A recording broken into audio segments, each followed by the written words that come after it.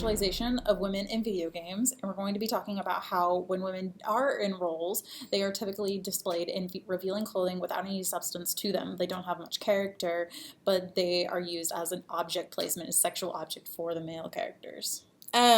So we're gonna start out by telling you guys what a video game is, which I'm sure most of you already know. A video game is an electronic game that involves human interaction with the user interface to generate visual feedback on a video device, such as a television screen or a computer. And the main targeted audience for a video game is the age of 8 through 34, which are typically men and boys, with the average age is 30 years old. And we're going to start out by the video game Grand Theft Auto, which I'm sure most of you already know. In Grand Theft Auto, there's strip clubs, a lot of sexual violence, and every woman in the game is pretty much in sexual clothing. And it's targeted for the mature audience of 17 years or older, but if a child's parents don't care what video games they play or anything like that, then anybody who basically can pick up a controller can play the game as long as it's bought for them. It's easy access. It's designed to degrade women through over-sexualization, and there's no strong women in the video game. And feminist frequency, the TED Talk woman we learned about yesterday, Sarkeesian, she actually has a quote about Grand Theft Auto 5 that discusses how women in the video game are portrayed as strippers, prostitutes, long-suffering wives, humorless girlfriends. They're goofy, they're not meant to be taken serious. They're just meant to be new age feminists to be laughed at. And in the movie, or in the video game, the men are driving nice cars and stuff like that, and the women are just there to be sexualized. And yeah. Our second video game that we're looking at is an adult dating simulator. It's kind of based around puzzles, and it's called HuniePop. And there are two versions to this game. It has a censored version and an uncensored version. Within the censored version, you lose majority of the plot, while within the uncensored version, you get all of the plot.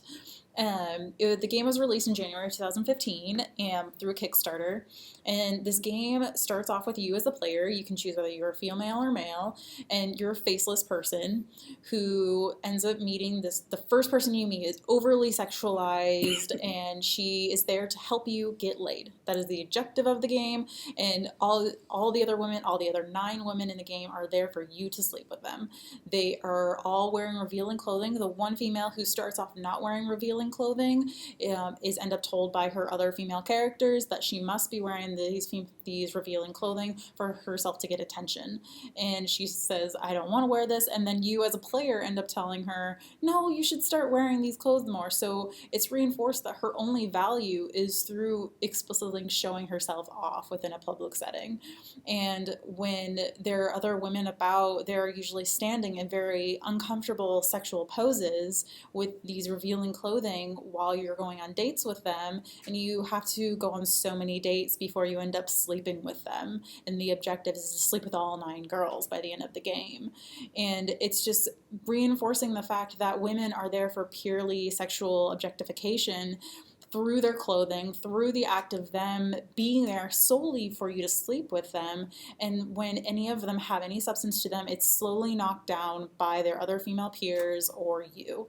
And if say they have any value to them as a character, it's continuously brought down and brought down again. And if majority of the women, 8 out of 9 of them, all have horrible characteristics to them. They are the stereotypical mean girl. It's just for you not to feel sympathy that she is being objectified. It's for you saying, oh, it's okay for me to objectify her because she is this horrible person. She's mean. She's an alcoholic. She does this with everyone. She sleeps with everyone. It's the Madonna whore dichotomy where you justify this because she's set in the whore category. There's just so much sexualization, and by the end of the game, by the time you've slept with all of these women, it's no big deal because that's what they do. They sleep with you, they sleep with other men as they're introduced as, and they make it seem like no big deal. These women are seen as sexual objects for the player's pleasure, for the man's pleasure, and they're just there to be objects on display. They don't have a voice, and if they do have a voice, it's considered to be the angry one. They have an angry voice, not a justified voice. They don't have anything justification to say. And so that's just reinforcing the fact that women in video games are there purely for sexualization and objectification, and that when they are in video games, they don't have much of a substance. Our conclusion that we came to was similar to Sarkeesian's conclusion. Is that video games representation of women are extremely sexist. All the women in video games wear revealing clothing, and do you have anything else to add to that? I would just say that video games have a lot of progress to go through before we can continue to accept this. As Anita said during her TED Talk, there is a long way to go, and there's just so much work that needs to be done within the video game industry for it to be acceptable for women to even want to work in it. So much change needs to happen. This sexualization cannot be normalized because it's kind of, we're becoming desensitized to all of this over sexualization of the female body within these games. And we're just, at this point, we're seeing it and we're not really. I don't think people are fazed by it anymore because that's what's in the media and that's what people are used to through video games.